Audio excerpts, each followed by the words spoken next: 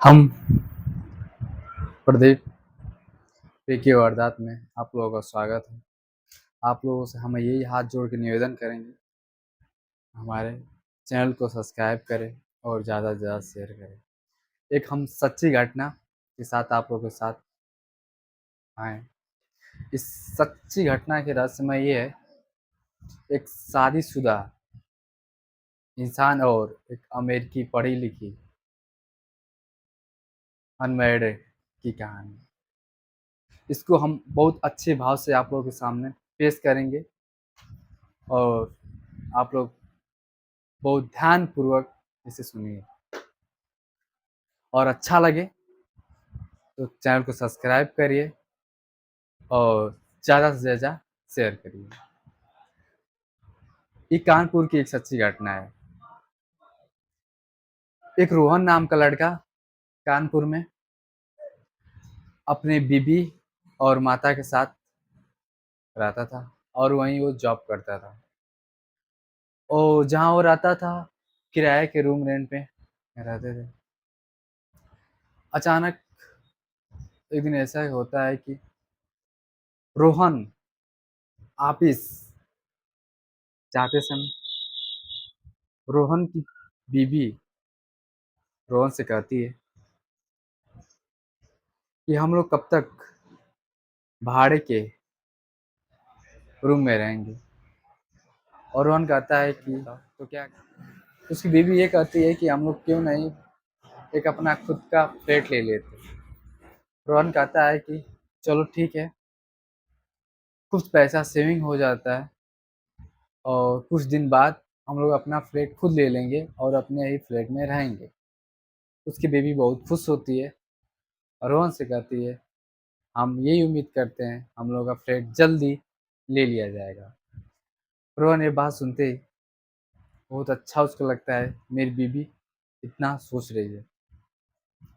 और रोहन अपने ऑफिस के लिए चला जाता है। जब शाम को रोहन ऑफिस से घर आता है तो ऐसा होता है कि रोहन की मालकिन रोहन को फ़ोन करती है और रोहन से कहती है कि मेरी बेटी मालिनी लंदन से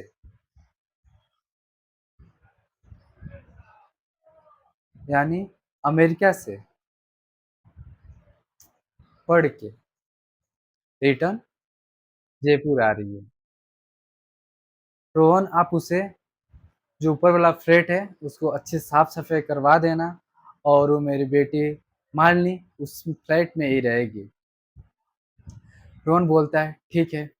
उसके जस्ट फ़ोन कटने के बाद रोहन किसी लेबर फ़ोन करता है, लॉयर आता है और शुरू में उसकी साफ सफाई करवाता है और उसको पूरे अच्छे ढंग से सब सेटअप करवा देता है। उसके अगले दिन उसकी मालकिन की बेटी रागिनी जब आती है, होता क्या है कि तब तक अचानक घटना ये घटती है कि रोहन सुबह सुबह उठता है और ऑफिस जाने के लिए तैयार होता है। इसके बाद नतीजा ये होता है कि उसकी मालकिन की बेटी अमेरिका से आ जाती है। आते ही वो बाहर गेट से घंटी बजाती है और इन लोगों को एहसास होता है, लग रहा है मेरी मालकिन की बेटी मालिनी आ गई है। ये माँ, बहू और बेटा तीनों लोग बहुत सिल्लत और खुशी से जा रहे हैं दरवाजे खोलने और उनका स्वागत करने के लिए। तब तक अचानक होता है क्या है कि दरवाज़ा खोलते हैं लोग, तब तक मालिनी का पैर फिसल जाता है और मालिनी रोहन की बाहों में आ पड़ती है। इसके बाद होता क्या है कि कुछ देर तक रोहन मालिनी को देखता है, मालिनी रोहन को देखती है और रोहन की बीबी रोहन की बीबी मालिनी को और रोहन को देखती है और उसके माँ, और कुछ पल तक भाव में पड़ी रहती है मालिनी और उसके बाद सही ढंग से खड़ी होती के बाद पानी पूछते हैं लोग। ऐसे पानी पिला के वो अपने रूम में उनको शिफ्ट करा देते हैं। इसके बाद होता क्या है कि रोहन ऑफिस के लिए फिर लेट होता है, चला जाता है।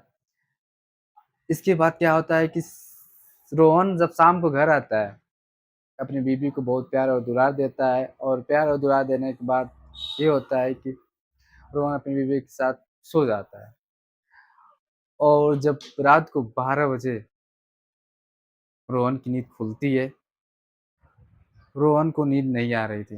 रोहन कुछ सिगरेट लेता है और अपने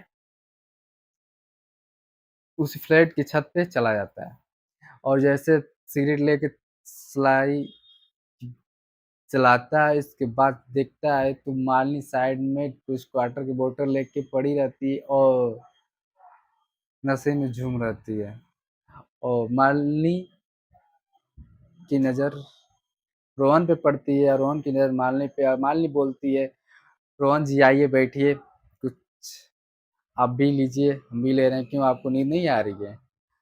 तो रोहन बोलते नहीं हमें नींद नहीं आ रही, क्या हुआ आपको भी नहीं नींद आ रही है? तो बोलती है मालिनी जी कि नहीं हमें भी नींद नहीं आ रही है। तो मालिनी जी बोलते हैं सेम हम दोनों एक ही जैसे हैं। रोहन जी कहते हैं हाँ ऐसा ही कुछ समझ लीजिए क्योंकि हमें भी नींद नहीं आती है नाइट समय कुछ जब एक बार नींद खुल जाती है तो मालिनी बोलती है सर जस्ट हमें ऐसा ही होता है सेम। तो नतीजा ये निकलता है कि मालिनी रोहन जी को बुलाती हैं, पास बुलाती हैं, बोलती हैं कि रोहन जी आप भी कुछ लीजिए। रोहन जी कहते हैं कि नहीं हम ये सब नहीं लेते हैं। तो मालिनी की नज़र रोहन पे अब पड़ जाती है और हाथ पकड़ लेती हैं, बोलती हैं कि नहीं आपको पीना पड़ेगा। रोहन कहता है नहीं हम नहीं पी सकते हैं। तब तक रोहन की बीवी आवाज़ लगाती है, रोहन जी कहाँ हैं? रोहन के कान में उसकी बीवी की आवाज़ घुस जाती है और रोहन तुरंत वहाँ से उठता है, चला जाता है। जब रोहन वहाँ से चला जाता है तो मालिनी बड़ी किल्लत के साथ अंदर से टूट जाती है कि हम रोहन जी को रोके हैं, रोहन जी नहीं रोके और एक आवाज़ देते हैं, अपनी पत्नी से इतना प्यार करते हैं, चले जाते हैं। काश मेरा भी पति ऐसा होता कि एक आवाज़ लगाने पे तुरंत फ़ौरन चला आता। और इसके बाद नतीजा ये निकलता है कि रागिनी रोहन के प्यार में एकदम बेकाबू हो जाती है। अगले दिन होता क्या है कि रागिनी जब अपने रूम में सो के उठती है, इसके बाद रोहन के ख़्याल में डूबने लगती है और कुछ समय बीतने के बाद रोहन के रूप में आती है और उसके रूम में देखती है कि क्या-क्या चीज़ें और क्या-क्या सब सिस्टम है और रोहन की बीवी कुछ लालची किस्म की थी। कहना नहीं चाहिए बट हम कह दे रहे हैं। नतीजा ये निकलता है कि मालिनी बहुत तेज़ तर्राक थी। रोहन की बीवी से बातचीत करती है, उसको बातचीत करते हुए उसको पता चल जाता है कि रोहन की बीवी कुछ लालची किस्म की है, उसे हम कुछ लालच देंगे तो काश इसका पति मेरा हो सकता है, ये अपने पति को छोड़ सकती है।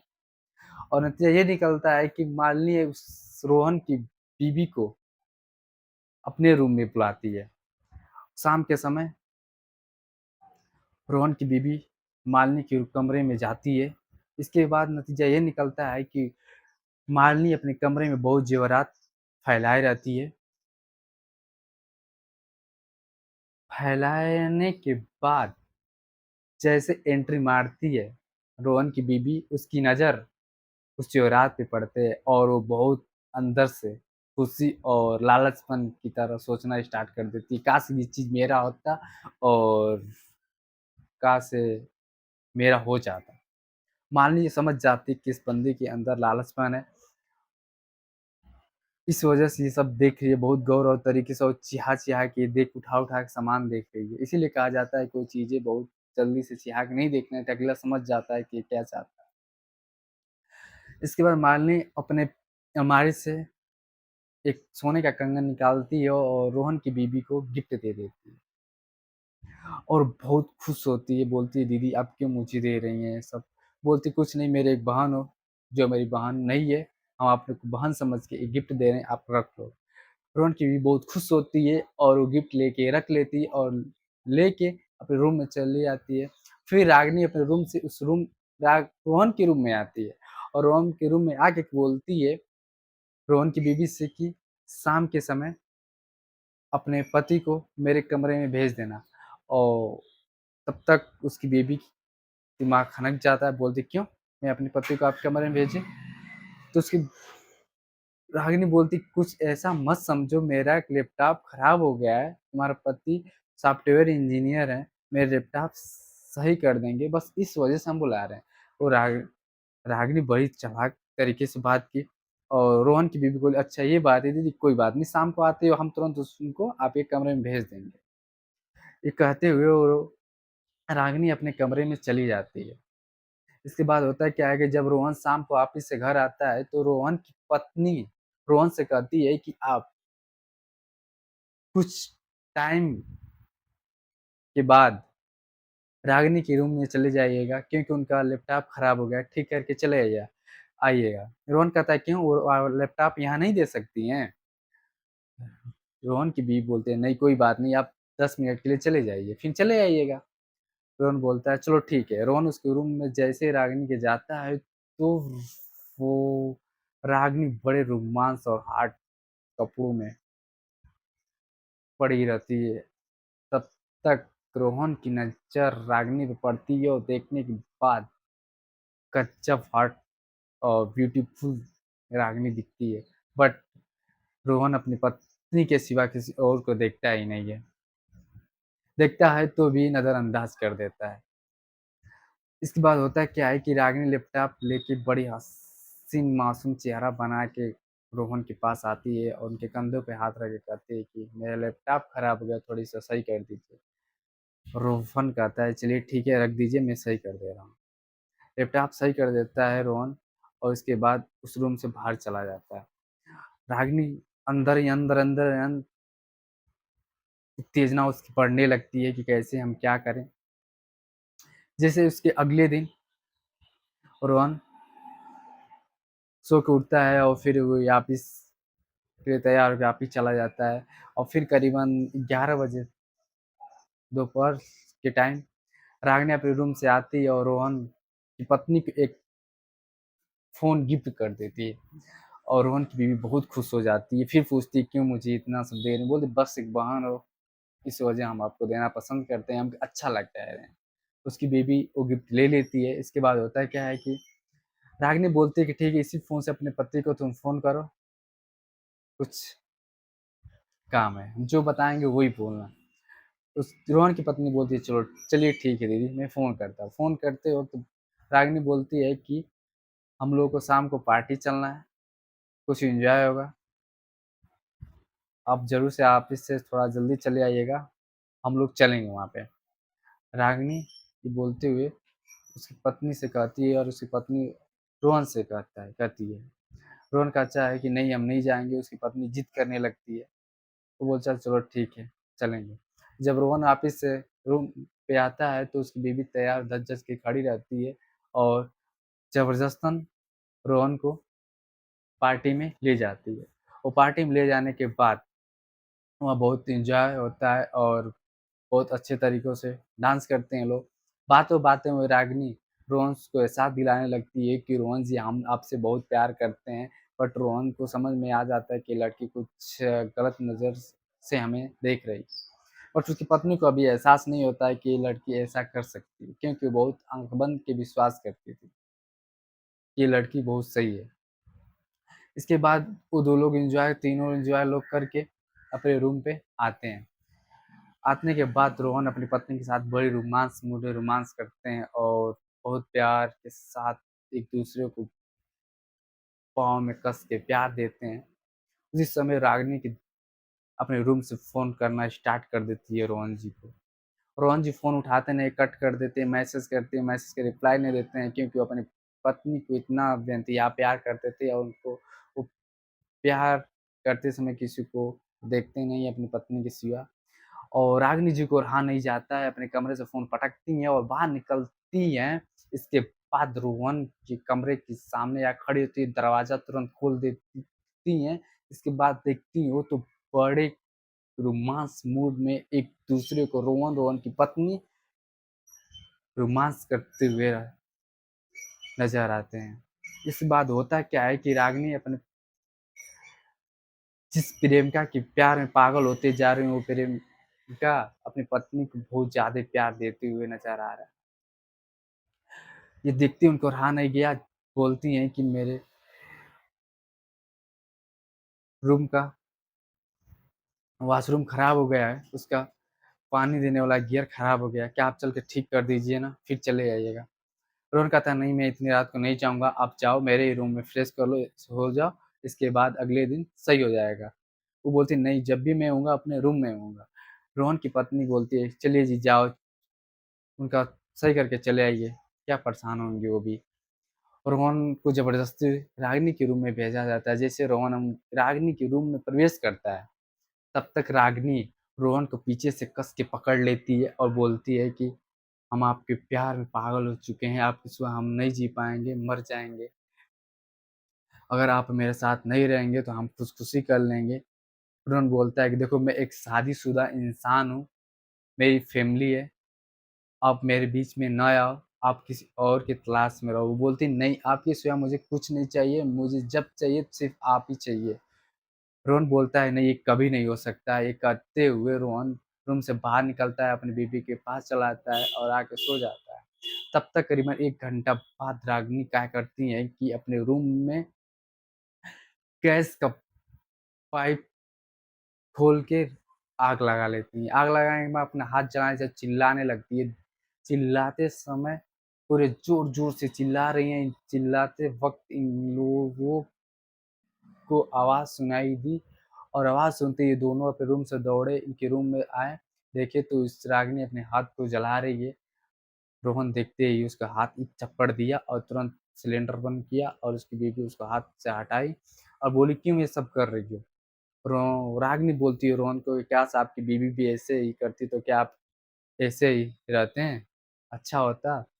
यानी रागिनी रोहन को धमकी देना स्टार्ट करती वहीं से। बोली कि अगर आप या हमारे जगह आपकी पत्नी होती तो कितना अच्छा होता। रोहन समझ गया कि बंदे के दिल में अब कुछ न कुछ चल रहा है। उसके बाद ये होता है कि रागिनी बोलती है कि आपकी पत्नी मेरे ही पास सोएगी, आप अपने रूम में जाके सो जाइए। रोहन ये बात सुनते ही बोलता है कि नहीं, मेरी पत्नी मेरे पास सोएगी, आप अपने रूम में सोइए, कोई बात नहीं अच्छे से रहिए। रागिनी बोलती है नहीं, ये मेरे ही पास सोएगी अब। रोहन की पत्नी बोलती है चलिए ठीक है, कोई बात नहीं, आप जाके अपने रूम में सोइए, एक ही दिन की बात है, हम यहीं सो जाते हैं, आप वहाँ सो जाइए, फिर एडजस्ट हो जाएगा। रोहन चला जाता है अपने रूम में, अगले दिन अपनी पत्नी और माँ से कहता है कि हम लोग ये रूम खाली करेंगे। उसकी माँ कहती है क्यों? वो कहता है नहीं यार आना सेफ नहीं है हम लोगों को। उसकी माँ कहती है चलो ठीक है, उसकी बीवी कहती है चलो ये ठीक है, रूम खाली कर देते हैं। तब तक वो अपने कमरे से निकल के बाहर दरवाजे के पास खड़ी रहती है, रागिनी ये आवाज़ सुन लेती है कि ये रूम खाली करने वाले हैं लोग। वो कहती है कि नहीं ये रूम खाली नहीं होगा, क्या दिक्कत है आप लोगों की? रोहन बोलता है नहीं कुछ दिक्कत नहीं है, हम लोग यहाँ नहीं रह सकते। हम ऑफिस जा रहे हैं, ऑफिस से आने आने के बाद हम अपना इंतज़ाम कर लेंगे। जैसे रोहन ऑफिस जाता है, तो रागिनी रोहन को फ़ोन करती है कि अगर आप रूम खाली करने के लिए सोच भी लिए तो अपनी पत्नी को जान से खो जाओगे।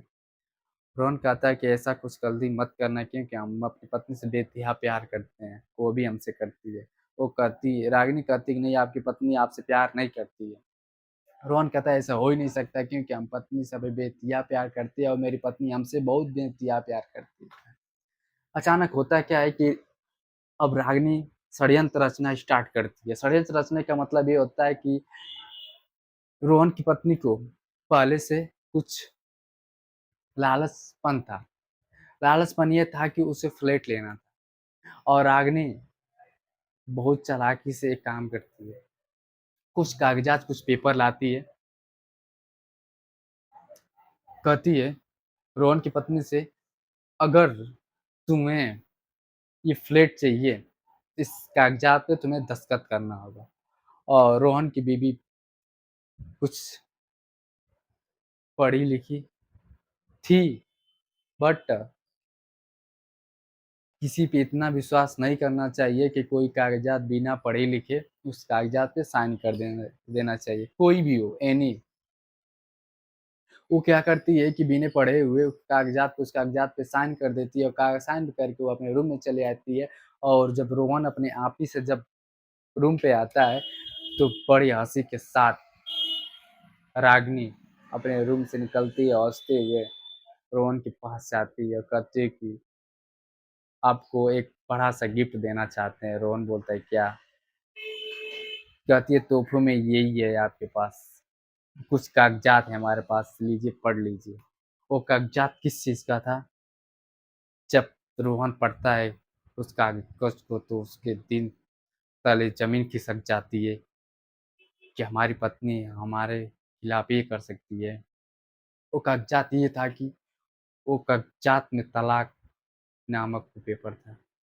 जब ये पेपर पढ़ता है रोहन तो उसकी आंखों में अंगार बरसने लगते हैं। तब तक एक तमाचा खींच के अपनी बीवी को देता है और कहता है "तू यही दिन दिखाई हो"। उसकी बीवी आग से आंसू गिरने लगते हैं और बोलती है नहीं ये मेरे साथ फ्लर्ट किए, ऐसे ऐसे करके मेरे साथ किए हैं और बोली है कि मैं ये ज़मीन आपके नाम से फ्लैट करने के लिए कर रहा हूँ। बट ये हम कागजात पढ़े नहीं है। रोहन गुस्सा के मारे चाकू उठाता है रागिनी को मारने के लिए। तब तक रागिनी रोहन के हाथ से चाकू को छीन लेती है और छीन के रोहन की पत्नी के पेट में चाकू घुसाड़ देती है। तब तक उसकी माँ वहाँ आ पड़ती है और तुरंत पुलिस को फ़ोन करती है और पुलिस आती है और रागिनी को गिरफ्तार कर लेती है। और रागिनी को गिरफ्तार करने के बाद रोहन अपनी पत्नी को लेके हॉस्पिटल जाते हैं और वहाँ पे ट्रीटमेंट होता है। रोहन की पत्नी सही तरीके से सही हो जाती है और ये पुलिस थाने में जाके इनको वारंट करता है और जेल की सलाखों के पीछे झेलना है। इसीलिए कहा जाता है कि लालच बड़ी बुला है। किसी की बातों में आके हम गलत कदम न उठाएं और ध्यान रहे अनमैरिड और मैरिड लोगों को, आप लोग जहाँ भी रहिए ऐसा कुछ गलती ना करें आगे चल के कभी दिक्कत हो। इसी वक्त हम अपनी बाड़ी को विराम देते हैं। जय हिंद, जय भारत। आप लोग हमारे चैनल को सब्सक्राइब करें, ज़्यादा से ज़्यादा शेयर करें। एक सच्ची घटना के साथ अगले एपिसोड में मिलते हैं हम। प्रदीप पी के वारदात में आप लोग का स्वागत है।